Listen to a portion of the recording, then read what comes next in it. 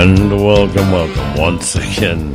My name is Jason Davis, and this is Empower Volusia Common Sense. And we're coming to you from an undisclosed location hidden in an iron bunker in the highlands of West Volusia County.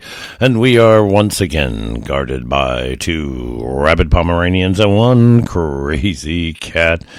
Yes, today's date is the 19th of August, and on the 17th of August, I was over in Daytona Beach at the Volusia County Mall, and we were at the J.J. Martin event, and it was it was a great event. It was all about the veterans and the first responders, and everybody got paid homage to, and I saw a lot of friends I hadn't seen in a while, because I kind of hang out here at the old iron bunker, and kind of ever since I got out of politics, I've been here at the old iron bunker and just doing what needs to be done here, shall we say, and doing these podcasts, and it takes some time and and some dedication too. So, anyways, well, here we are.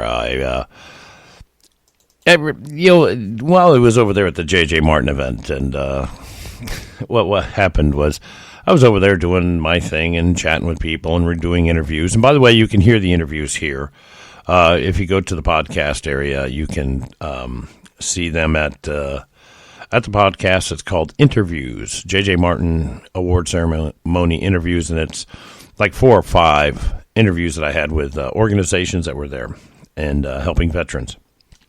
So anyways, and even one of our county council members, Ms. Heather Post, she was there, and she sat down with me for a good 4 or 5 minutes, and we chatted about an item that's coming up for a vote tomorrow, and it has to do with caregivers for veterans, and it's just a motion of resolution, and what it's going to do is Volusia County is going to partner with the Hidden Heroes organization, and this helps them to get better funding from the government and more private investment. And it's a great thing, because some of the unsung heroes of all this are the hidden warriors, who are the caregivers for those of us veterans that have an issue and we can't really take care of ourselves. But anyways, that's not what we're here to talk about today. I just wanted to give that little public service, and that will be tomorrow on the 20th of August. So if you get a chance to go on down there to the county council at about right around 11 o'clock-ish, because there's no time on it. So it could happen. I mean, they start the meeting at 10. Go figure. I don't get that. But anyways, they start the meeting at 10, and it goes on for a couple hours. Then they break for lunch, and then they'll come back and try to finish off any unfinished business for the day and all that good stuff. So, yeah, it's somewhere around 11 o'clock. She thinks it may be later. So if you're going down there, you better be ready to go to lunch, because I looked over the agenda, and there's a bunch of things on that agenda before you get to the Hidden Heroes resolution.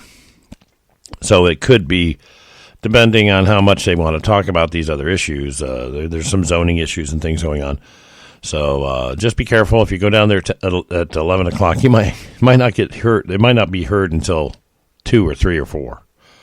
Sometimes those council meetings go long. Anyways, we're moving on. So why are we here today? Well, I wanted to tell you something about government today. And the reason why I bring this little, I'm going to tell you a story here. And this is kind of like story time here. So what we're going to do is tell you a little story. But before we get to the story, I'll tell you why I want to talk about this story.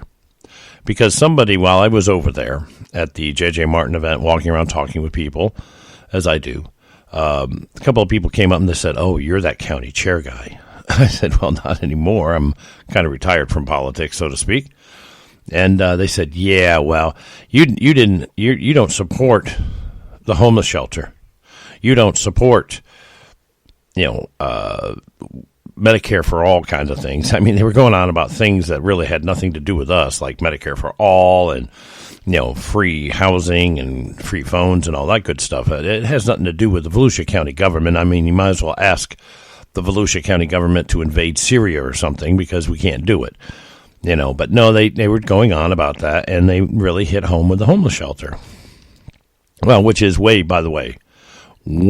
over budget and way over time.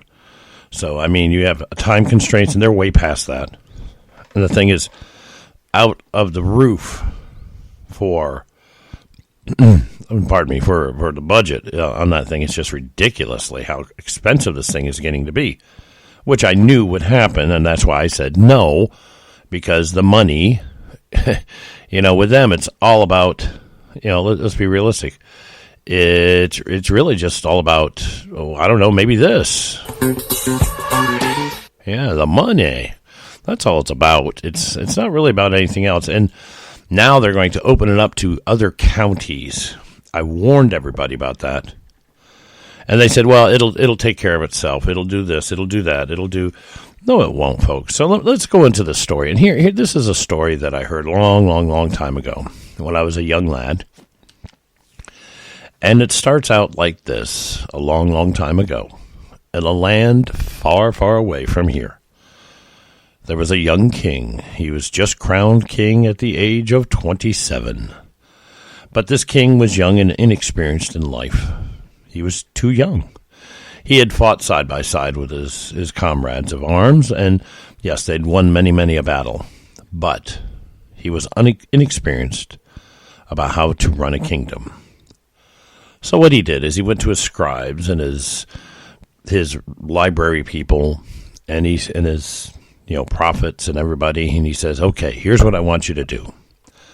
I want you guys to get together. And there was a large group of these people, learned men and women, and he said, I want you to accumulate all the knowledge we have in the kingdom and in the world if you can, and condense it down to where I can read it, and I will have this knowledge, and I will be able to be a fair and just ruler.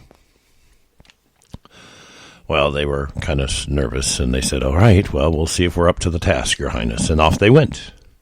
And they went to libraries around the kingdom and grabbed all the books and read everything they could read. And, years go by. They travel across the globe, and they get other scrolls and parchments and books and read and hear stories, and they are accumulating and collecting all this knowledge for the king. Then they come back, and they said, here you go, Your Honor. We have it for you, all the knowledge in the world. And he says, where? And they said, right here. And they walk him into a room, and there are literally thousands of books on the wall. And he says, I am the king. I am running a country. I am ruler of all these lands. I do not have time to sit down and read these books. So what you need to do is you need to get these books and condense them either farther. Very well, Your Highness, they said, and off they went. And they reread all the books, and they condensed and rewrote and condensed and rewrote and reread and condensed some more and condensed some more. And then one day they came in several years later. We're now getting 30, 40 years later after the beginning of this endeavor. They said, Your Highness, here we are. And as a young man at 50 years old, they walk in, they said, we've condensed all the knowledge of the whole world, and we've condensed it down to these 4 very large books.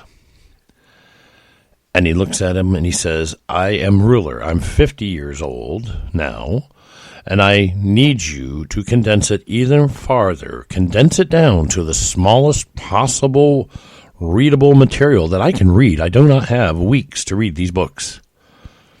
Yes, Your Highness. And off they go again. Well, we started out with over 100 scribes and Pharisees, and now we're down to like 4 because they've passed. And these 4 are now reading these books and writing and condensing and writing and condensing and writing and condensing and writing and condensing. And years pass until there's one scribe left. And, of course, the king now, he's up into his age, coming close to the end of life, and he's sitting there, the old man that he is, and the scribe walks in, and he goes, I have accomplished the mission you want, Your Honor, Your Highness. He says, great, because I want to pass this down to my son, so that he may rule the kingdoms with all the knowledge of the world. He says, he can, Your Highness, and he walks up, and he hands the king a folded piece of paper. And the king looks at it and he goes, and he opens the paper and he reads the document. It's one sentence of all the knowledge in the world is condensed to one sentence. He reads it. He looks at this scribe. He rereads it. He looks at him again. He folds the paper back and puts it down. He says, "You have accomplished the mission. All of the knowledge in the world has been condensed down to one sentence. I can live with this, and I shall rule justly and accordingly for the rest of my days." And there you go. That's the story. Oh, you want to know what was on the paper, though? The statement that the king read, that is an accumulation of all the knowledge of the world, is very simply this: there ain't no free lunch. Think about that. Nothing you do in this world is free. Nothing you have done for you is free. Everything in this world has a cost. And why do I bring this up? Because somebody was really getting on my case about this homeless shelter thing, which is, like I said, it's way out of budget. So it ain't free. How are we going to pay for it? Well, we're going to have these other counties help us pay for it. That ain't free. They're not going to do that. We're going to have all these homeless people come here to this great Taj Mahal, shall we say, which actually the Taj Mahal is a tomb. So I don't know why we call everything a Taj Mahal, other than the fact that it's a big, huge, ornate, beautiful building. And that's the reason why we call it a Taj Mahal. So we're going to create this big, huge, beautiful building with all these people walking around and preparing meals and cleaning up and counseling and helping them and doing the laundry and doing, which costs money. There ain't no free lunch. Nothing we do is free. And as a citizen of a county of 500,000, to which I am, in which we are a county of over 500,000 people, 560,000 or so in there. But in this county, there is nothing that is for free, and we have to pay for this. So how do we pay for this? We pay for this with taxes. And it will, this homeless shelter, just like I warned everybody about the fire services, which is on your tax bill, will become an eating, breathing, all-consuming monster. And they will raise these rates to accommodate these situations. And fire services is no. Let me tell you what, they've raised that value up several millage rates since we started it. It is the third largest consumer of Volusia County taxpayer dollars. And it's not that far behind Volusia County government itself. And if they keep at this rate, they will equal and surpass Volusia County government as a consumer of tax dollars, and they will pass us and head towards the school board. Pretty soon, I feel, and this is my own opinion, but I feel that the fire services, because they need more money, new cars, new trucks, new equipment, new this, new that, new everything, latest technology, and plus we have to pay for the retirements. Oh, yes, the retirement program. And we have to pay for all this. It's going to come out of our back pockets and taxes. That's what happens, folks. It is the way of the world. So when you hear these presidential campaigns, and they're running around talking about free health care and free college tuition and free homes and free thises and free that's, it ain't free. Somewhere along the line of trickle-up economics, because there is no such thing as trickle-down economics. It just doesn't, I don't care who it is. Even during the great, the great economy we have now, we still do not see trickle-down economics. There's no trickling down because somebody builds a dam on that money faucet, and they're catching all the money. So that money river, as we'll call it, because that's what will trickle is water. It don't trickle down. It stops. They dam that thing up, and they're keeping a lot of money wherever they want. And we saw it through General Motors. When General Motors became government motors because President Obama authorized the purchase of all the delinquent bonds and shares. That car should have gone from a Corvette should have gone from $80,000, $90,000 down to about 10, because hey, the government is building it, right? Who knows better than how to build a car than the government? Literally anybody, but they were saying no, and the cost of General Motors cars went up during a depression, folks. It wasn't a recession; it was a depression, because it was very depressing for a lot of people who lost their homes, who lost their health care, who lost their lives, their livelihood, shall we say, because of the economic disaster. Yet you better pay your taxes so we can give away free money. We're willing to give away free health care, houses, and tuition to illegal immigrants. And I emphasize the word illegal, because these are people that are criminals that came over and broke our laws, and that makes that illegal immigration. We have legal immigration, and those who come in want to be immigrants and immigrate to this country, I have no problem with, not one, because these people are looking for a better life. They're looking for whatever they're looking for, and bless them, move forward, and I hope you can accomplish that mission. But we're going to give free health care to all these illegals, which we're doing right now when they catch them and they put them in these little centers, but we'll just call them detainment centers, because that's what we're doing. We're detaining them from moving forward into the country and just wreaking havoc and destroying our economy. But, I mean, we're talking billions of dollars in maintenance costs for these people. Yes, I call it maintenance cost, because that's what it is. It's a maintenance cost. We are taking care of their health care. We are taking care of their clothing. We are taking care of their food. We are making sure they have fresh water. We're making sure they have a place to sleep, and the rain doesn't rain on their head and the dust doesn't blow in their face.